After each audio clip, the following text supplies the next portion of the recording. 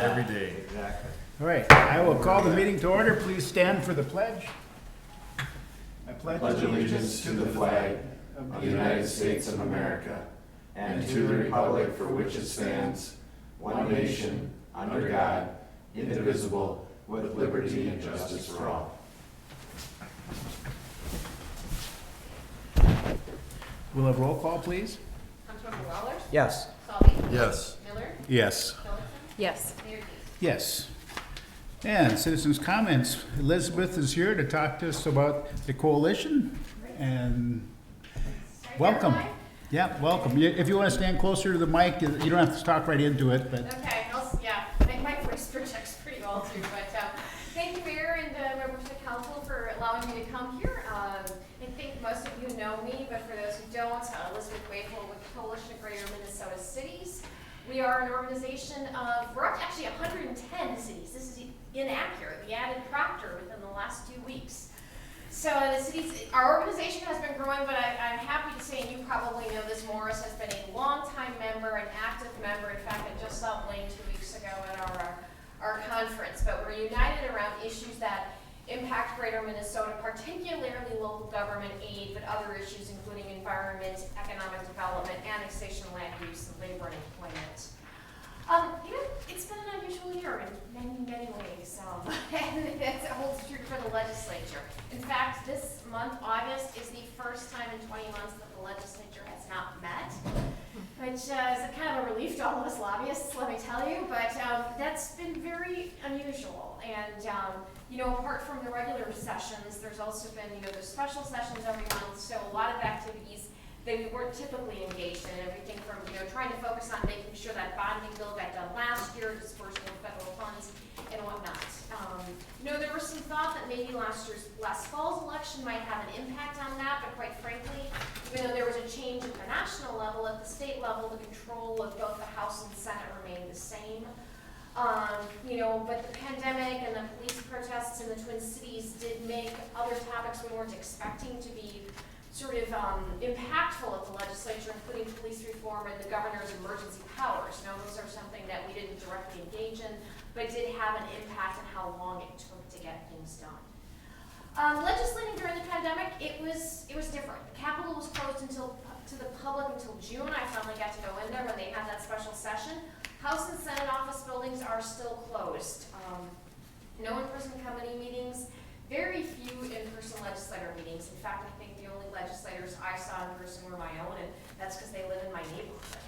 And it meant that we did a lot of lobbying via Zoom, via text, via email, that kind of thing. Having your legislator's cell phone number was one of the key ways of getting things done. But the CGMC really did adapt to that new normal. We did these advocacy weeks that on different topics. Instead of doing a legislative action day, we had a week on LGA, we had a week on water and wastewater, we had a week on childcare, and a week on housing. We did guest columns, social media campaigns, even did a video on local government aid. And I would say the one benefit of sort of lobbying during the pandemic is that we were really able to better engage our members in this with those advocacy weeks and with other weeks where we were able to bring members from across the state into our meetings with legislators. And I think that was something that we are hoping continues. I know for some of our cities, like Wastewater, zip down the highway pretty quick, although not with the construction right now, but they can get there quickly. But Morris, the folks up on the Iron Ridge, whatnot, it's 3-4 hours harder to get there, so it does make it easier to do it via Zoom. Now, our goals in 2021, which is a budget session, shouldn't have been a surprise to anyone. Obviously, LGA was a focus. I'll talk more in depth on that, but we wanted no LGA cuts. We were hoping for a bonding bill, hoping for money for child care, and hoping to do something about city streets. Going into the legislative session, the budget was a little bit worrisome. If you look way back in May 2020, there were large predictions of a big budget deficit. When we were looking at the November forecast, it was better-ish, but it was still a deficit in the out years. And for those of you who've been around a while, you know what we worry about when there are predictions of a budget deficit, and that is cuts to LGA, because we have seen that happen. So our top priority going into the legislative session was to make sure that LGA was paid on time and in full, because we know what an important component that is of many of our cities' budgets. And so we aggressively made sure that LGA was not going to be cut, and that it was seen as, essential throughout the, during the pandemic, and, an important part of a strong recovery. We didn't leave anything to chance. Did everything from guest columns, media visits. We even did a video that we used, and whatnot. But, thankfully the budget picture did brighten up as it went along. And what that meant is that it gave us a little bit of breathing room. When we got to that February forecast, thankfully it was starting to look like we had a surplus, and then that second round of federal funds came in. And so LGA was deemed safe. In fact, we were even able to get some additional money put in. I know that Morris isn't in that situation, but some of our other members, for example, like Detroit Lakes and Red Wing, would have seen their LGA actually go down under the formula just because of the way their tax capacity has grown, and so there's money that served as a bridge. But what the other thing that came up during the session, and is something we'll continue to really focus on, and Blaine heard quite a bit about this 2 weeks ago, is that there's a lot of discussion about, isn't it time to look at the formula? You may remember back in 2013, they redid the formula. This happens about once every decade. Kind of around the time of redistricting, there's a thought that, we need to look at it, make sure it makes sense. And as we have been in every other reformulation, I can guarantee you this is something that the CGMC is going to be very, very actively engaged in. We've got our own analyst on staff. We have another guy, Jeff Van Wygen, who's been working with us for years. He's kind of the data guru on this stuff. Already have him on contract to work with us, so that as the legislature starts discussing, in sort of smaller groups, like what should the LGA formula look like, we will be sort of there actively engaged, running the numbers and making sure that whatever is done is good for our cities moving forward. And then if there are changes to the formula, that it's backed up with funds so that everybody is continuing to grow in the future. So that is going to be, it has been a top priority, will continue to be one of our top priorities. I should say, it will continue to be our top priority. And LGA is, that's why we exist, and that's, we work on a lot of other issues, but that is, number one for us. But over the years, we've also adopted other issues that we've been working on. Childcare has been an increasingly important one because it's just been a struggle for a lot of cities in greater Minnesota, and that was made worse during the pandemic. We were happy to see that we were able to get some money on some of our childcare priorities, including funding for the initiative foundations, for the D Child Care Grant program, with at least 50% of that going to greater Minnesota. Money for redevelopment that can be used on child care, and then directing some of the federal funds there. So we continue to sort of move forward on that. In fact, in our report, you can read about that in a little more detail. Housing, also an issue. A lot of our communities are, even with the pandemic, or their economies starting to rebound, but they're still, facing those housing challenges. Did a lot of advocacy efforts around that. Testifying in committees. Did an advocacy week on it, webinars, statewide guest column. Our push there had been to try and get money in a bonding bill.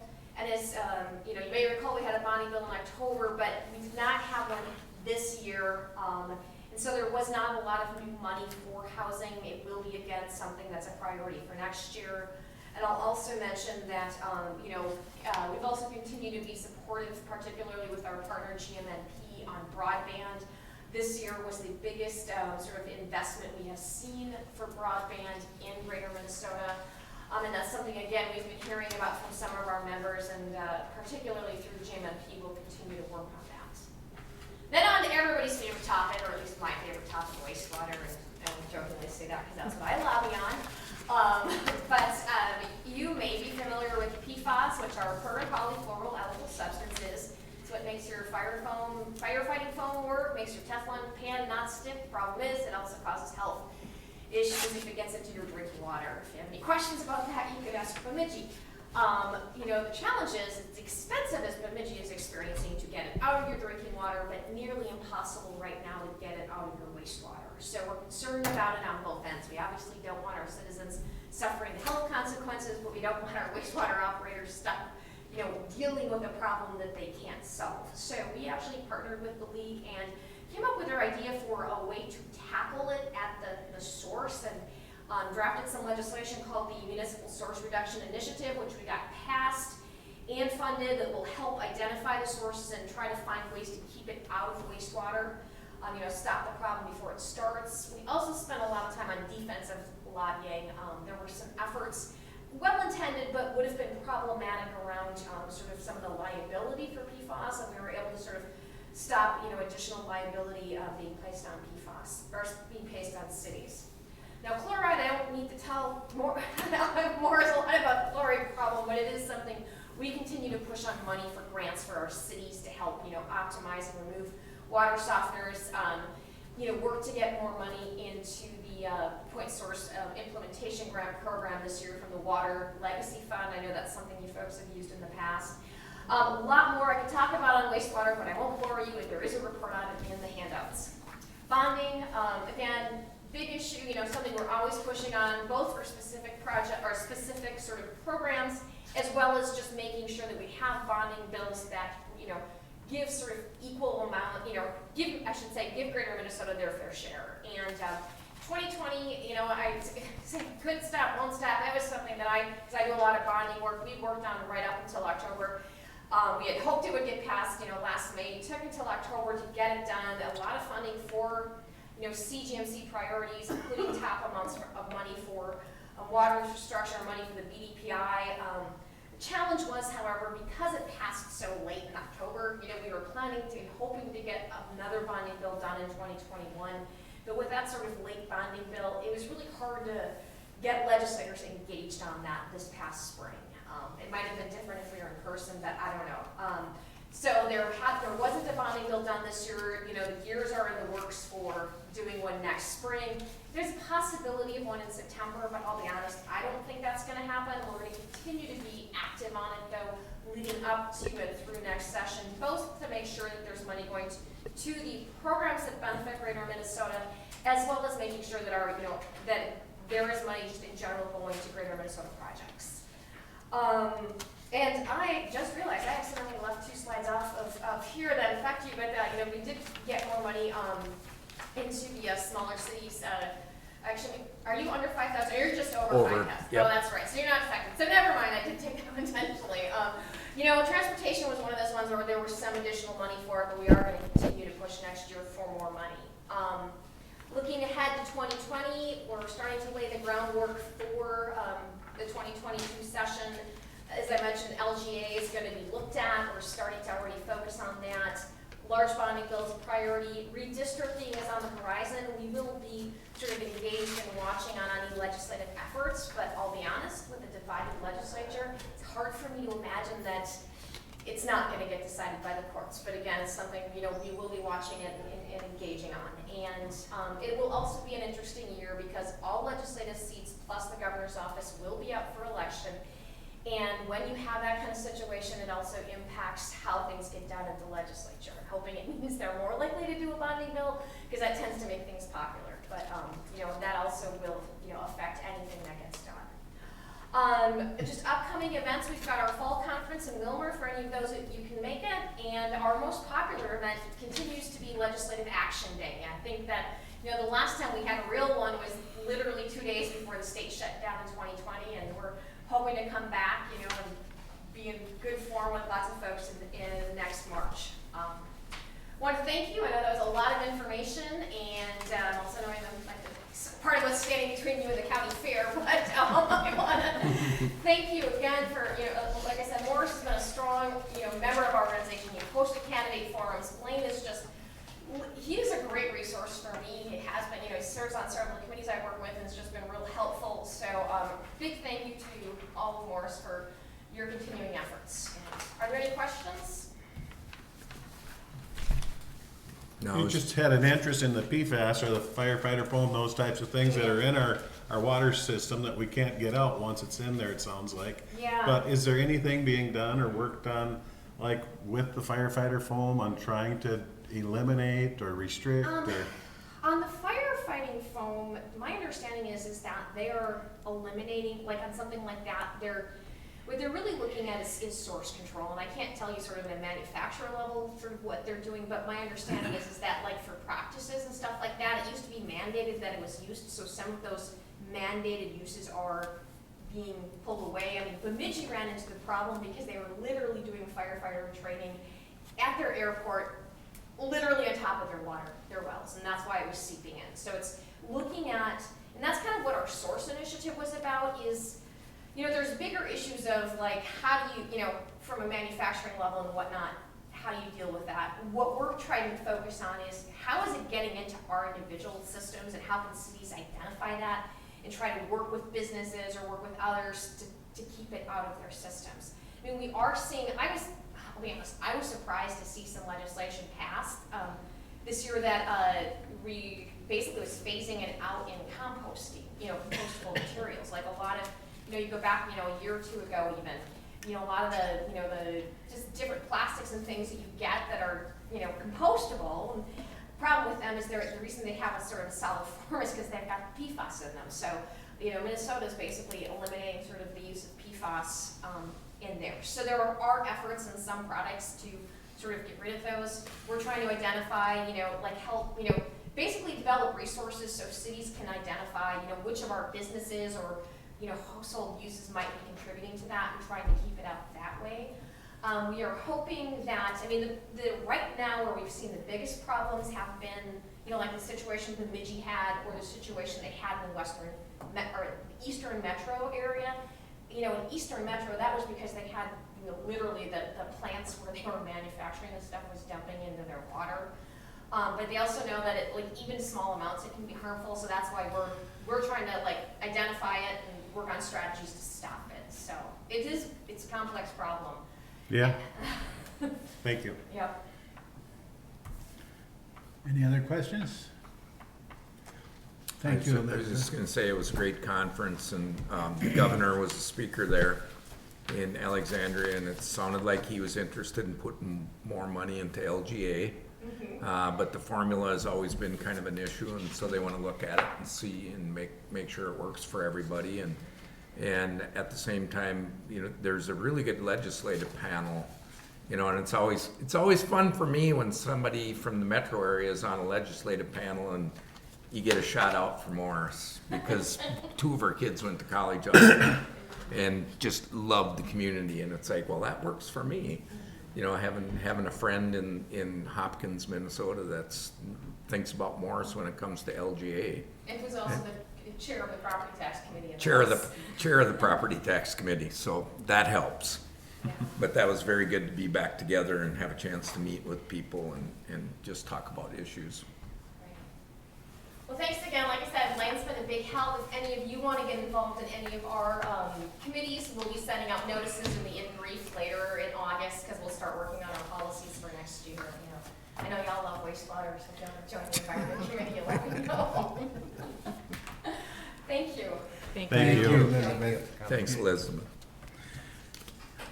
Any other citizen comments? Okay, we have no public hearings tonight. We have reading and approval of minutes from July 27th. I would like to point out one thing, that I was not there. And so I did not call the meeting to order. Or close the meeting. We're going to change that. So that should be changed. Any other comments on the minutes? Mayor Pro Tem did a fine job, I might add. I believe she did. I watched it on the YouTube, and I think she did a great job. I think I had some help from the rest of you to keep me moving in the right direction. Like, That's you what gotta the do rest of this, them you are gotta do for. that. Yes, so that was very helpful. Thank you. I will move approval on the minutes for the regular meeting of July 27th with those changes of that you, Mayor Gies, did not call the meeting to order or end it. I will second. Any further discussion? All in favor say aye. Aye. Opposed? Carried. And we have the same adjustments and the for the 7/27 condensed minutes. I'll move approval of the condensed minutes from 7/27/21. I'll second. Any further discussion? All in favor say aye. Aye. Opposed? Carried. And we have the consent agenda of audit of city bills, the pay estimate number 1 for the Renway Extension Project, July transit report, gambling report, and the raffle license report. I will move approval of those items on the consent agenda. I'll second. Any discussion or any questions on any of the items? No question, I guess just a comment, line 48, that sign, I see we put up a new sign at Jenstead Park, $1,240. I drove by there and looked at it, I thought it looked really nice. Good.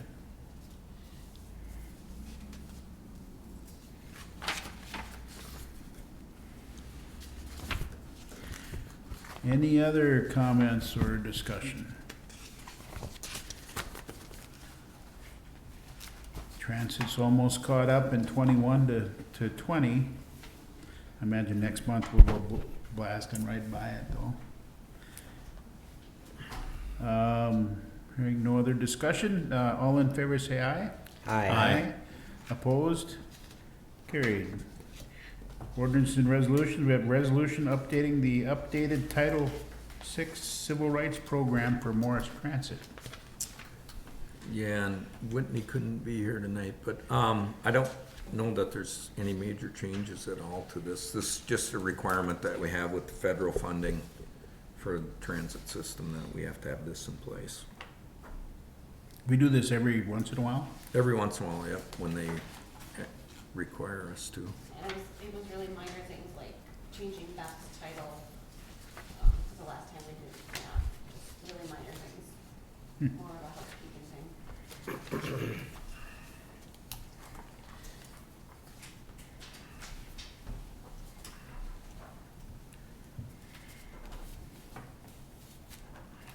I'll move on the resolution accepting an updated Title V Civil Rights Program for the Morris Transit. I'll second. Any discussion? Our city attorney has looked over and sees everything is prim and proper as far as he believes. Yes. Thank you. Anything else? We'll have roll call vote, please. Councilmember Salvi, Yes. Wallers, Yes. Miller, Yes. Gullickson, Yes. Mayor Keith. Yes. City manager report. Let me just, I was just gonna make a note as I was sitting here, I thought of something that I just wanna mention quick. Since this was. Do we have a bill list? There was a bill list in there. Yeah, but you don't have to sign them anymore. We don't sign them anymore? No, you haven't since we started. We haven't meeting done the it this first way one. since. last Since we time came did it. back? Okay. Just started. Well, the first item on my report is COVID-19. So we did meet with the county emergency management group and looked at what's going on. Obviously, everybody that's watching the news is watching, trying to figure out what's gonna happen. I think the school board met last night. I heard that sounds like they might allow people to have a choice. No masks, they No can have a mask. choice to wear them, and so then we met as a staff, and the question was whether or not we need to change anything and how we're doing stuff, and as of right now, there's nothing that I'm gonna recommend that we do as a city. Obviously, there's, for me, I watch this stuff really close to see what kinds of things need to happen, and I think the next big event in the COVID world is gonna be, it sounds like the FDA is gonna approve probably the Pfizer vaccination as an overall approval instead of an emergency approval. And I know like the University of Minnesota came out and said that once there's a approved vaccination, they're gonna require vaccination for students and staff, and it's a touchy issue around the country, but for us, it really, doesn't affect us. We don't require people to tell us whether or not they're vaccinated, and we're fully opened up. We're having council meetings, and we're gonna have a fair this week, and the one thing we are doing is we're watching closely the numbers. I think the latest count in Stevens County is 5 active cases that I saw on the Horizon website. So we'll just continue watching this and see what happens moving forward. just one note, I didn't put it in the newsletter, but Jeff and I won't be going to Germany. Correct. And, but Chris Watkins will be. And I don't want to go into the details as to why, it was a personal decision by myself and by Jeff not to travel to a foreign country right now. And actually, they opened up the borders to Canada. Canada opened up the borders to us, but the borders in Canada are not open to Canadians, as well as tourists from other countries, so it's a very interesting time. But the Climate Smart Municipalities Group is still gonna go, and there'll be representatives from the University and West Central Research, and actually Chris will go and represent us as a city, and he felt comfortable doing that. He's a little bit younger, and he's traveled and stuff like that, so. That's a quick update. And then two other things I just want to mention really quick, and then I'll answer any questions on what was in the newsletter. But the Senate approved the stimulus package today.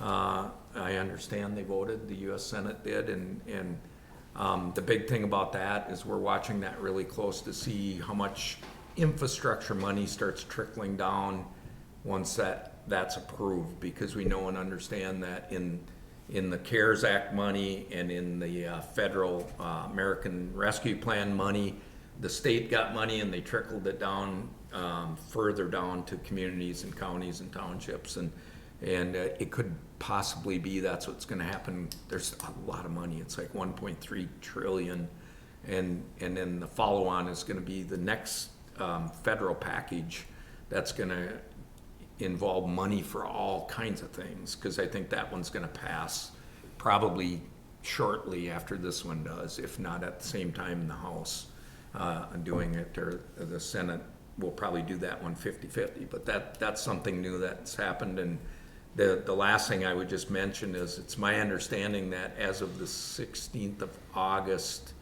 we may get our census numbers. And that's the one thing that I am super worried about, because the college students were not here when the census was taken, and whether or not they're counted is a huge thing for us. It's a huge thing for, I mentioned it at the coalition meeting, I mentioned it in the League of Minnesota Cities election task force meeting, and the other committee that I sit on, that there's big college towns in Minnesota that, whether or not they found a way, I haven't heard yet, if they found a way to identify who those students would be. If you live in a community for 9 months, you should be recorded in that community and not in your home. And so that could make a big difference in our population count. And we haven't seen it yet because of COVID. They haven't released it. And then the follow-on, as I mentioned in here, is, looking at our district lines and looking at our precinct line, where are we going to have precincts, and there's going to be a short period of time to be able to do all that stuff, and so we'll look at that, and then I would just answer any other questions you might have. So that's really I guess we'll just have to wait and see who was counted and who was not, but just for example, if the bulk of the university students were not counted, we're definitely going to more than likely fall below 5,000. But the other thing is the redistricting is going to really be out of whack when the students come back.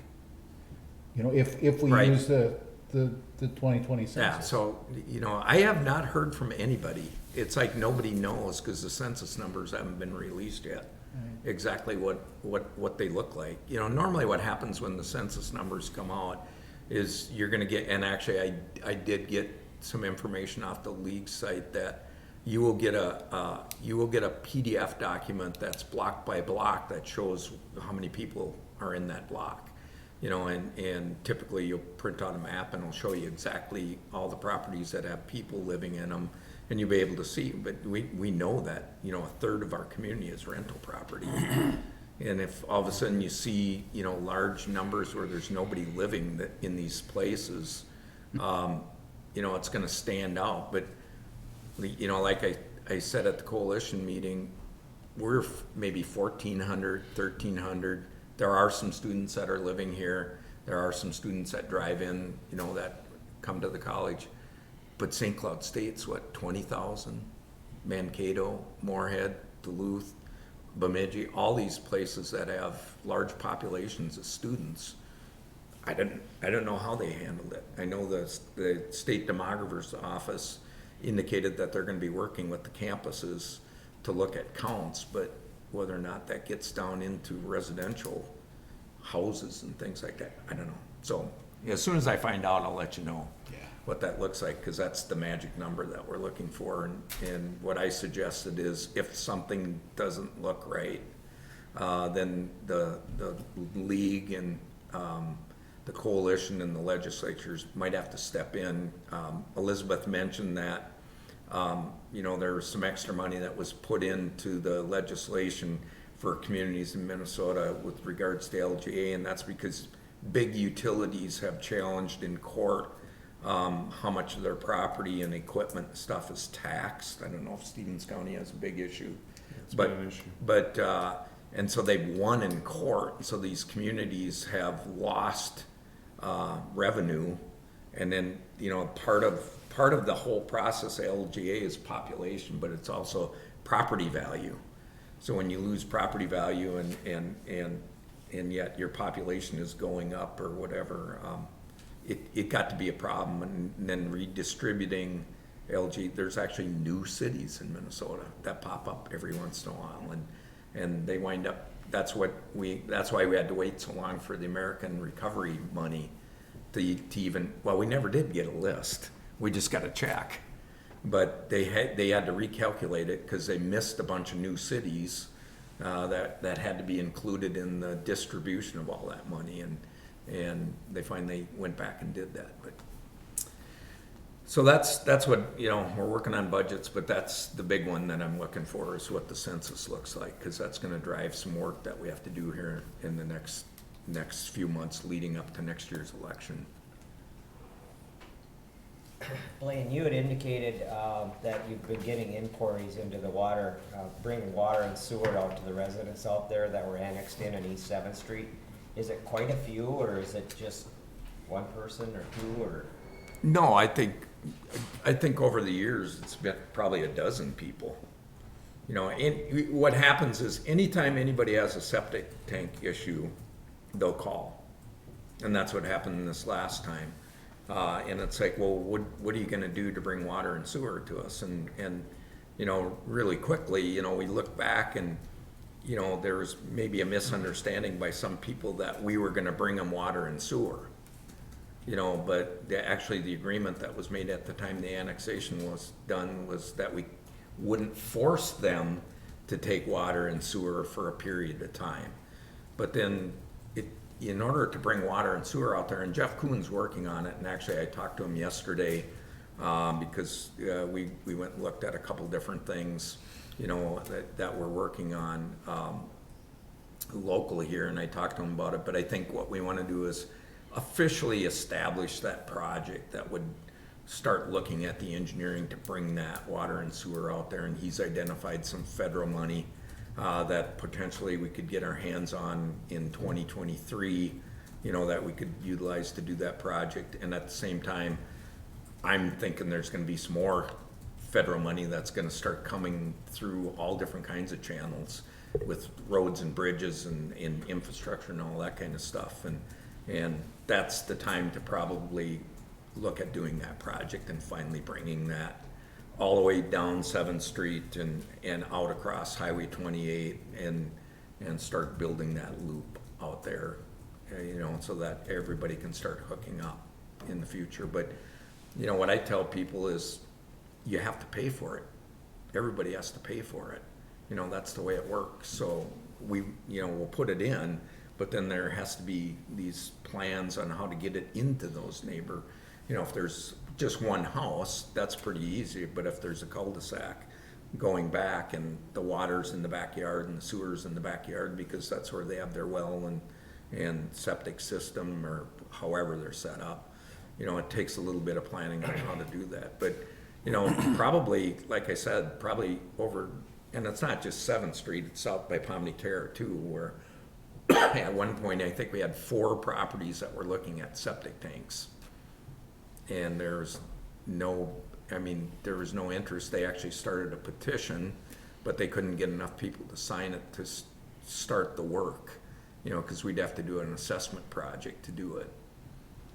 So, Yeah, well, you know, the reason why I'm inquiring, obviously, you know, my mother lives out there. right, You know, she has a very functioning well and septic system, and, you know, she's 82 years old, and for her to recapture any benefit from it, other than maybe potentially resell value of her home, that might be one, you know, way to look at that, but, you know, it just gets to be a little bit of a financial burden for somebody. Right. Fixed income, so.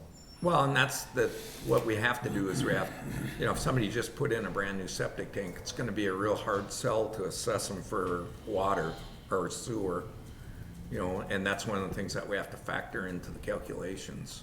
You know, the value, what is the value of the improvement that you're doing? Right.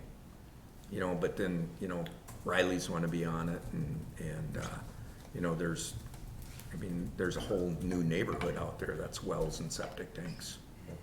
You know, and actually, I met with one of the property owners out there that's very interested in potentially developing some more property out there, and right now you can't, or we've had discussions with potential development on the corner there where the vaults are being stored, but there's no water and sewer out there for putting in like an industrial type.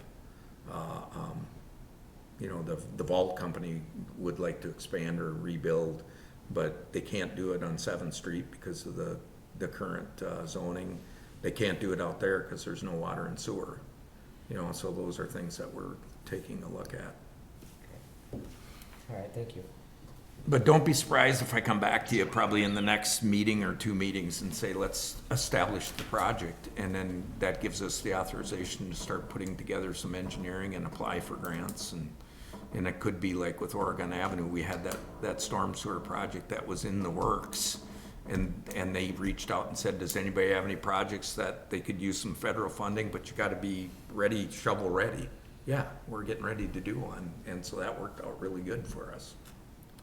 Is that trailer court in city limits, or that's excluded from us, isn't it? Yeah, that's just outside the city limits. So when we're doing the water and the sewer, is that something that could possibly get, since it's or right up to include that while we're doing it? Or Yeah, that would be something? one of the things to look at is, to look at probably annexing them in and bringing water. If you're gonna run water and sewer out in that area, you need to run it so that they could hook up to it. Yep. Ultimately, If it we're would getting make no that close sense. to doing it, yes, I think it should try to include Yeah. that also. It would probably make sense to jump across the highway and get that, Yep. where the vault boxes are being stored. Yep. That property, because it Yep, probably bring would it make down that and property across. get developed. Any other questions? Well, Comments? Sidewalk projects, I was gonna ask about that. Is that, has it started yet? or- Nope, I just got a call. They were working on, schools and universities to get them ready. And so he just called actually yesterday, and so it's about 2 weeks out, and then they'll come in and start working on that. Okay. And then actually, I'm gonna, probably next council meeting, I'll probably have I'm gonna identify probably 2-3 more, roads and just see what the cost of that would be. But, yep, so they're getting ready to go. Is that anything that we have to contact or notify the residents that this is happening? I don't know, I mean, it'd be probably complicated to do that, but, you know, I thought about that. If a property owner walked out and saw somebody grinding down the edge on their sidewalk and said, what the hell are you doing, you know? It's like, well, then you take care of your sidewalk, you know, but, Well, I but mean, something- I think just as a general statement in the public, you know, on the radio or maybe in the newspaper, that they're gonna be starting to do that, you know, cause it's the state aid roads for the most part, you know, Columbia Avenue, 7th Street, you know, South Street, you know, those are the areas. We never did get word back from MnDOT on whether or not the highway, I don't think they maintain sidewalks on the highway. They put new ones in, But I don't think they do any maintenance on sidewalks, and if we just went ahead and did that, cause we had a quote to do that, I don't know that anybody from MnDOT's gonna come back and go, what are you doing on our highway sidewalks? You know, they wouldn't even notice it, that it's being done, you know, because they're not gonna be in any one location for a very long period of time. It doesn't take them very long to do it. What about sidewalk from, Dairy Queen out past the fire hall, along 9 there? Is it, Yeah, so. well, we talked about that, I just. Yeah, so we're, the next step is safe routes to school. You know, we talked with Wayne Hurley at the Initiative Fund that's working. He's the project manager for that, and I talked to actually Jeff Kuhn about that too. Why we never put a sidewalk in along there is beyond me. You know, but now there's some additional funding that's available to do some sidewalk work, and realistically, there should be a sidewalk from First Street all the way out to Columbia Avenue, around the corner from Jerry Henches's operation. Cause you see people walking on the highway. All the time. All the time. Yes. You know, they're coming from the hotel, they're coming from, you know, neighborhoods out there, and then there's a residential area on the highway, you know, that has no sidewalk coming out of it to go any direction. And then we'd link it up to Elm Street and tie it into, you know, what's over on Green River Road, you know, so that it facilitate it more, but that's the process that we're using to kind of work that one out. Have we started our solar project on the liquor store? Not yet. They were, I think it's coming pretty quick. The biggest thing right now with anything is materials. You know, there's material shortages everywhere, and so, they ran into some material shortages. But they're gonna be starting here really quick, within Okay. the next week, 2 weeks. And then we added the library, so, you know, we'll do that. And then, Buttweiler's will come in and do the City Hall roof here this fall, and then that'll be probably the last one that gets solar put on it. Cool. Anything else? Any other business to come before the council? Meeting adjourned.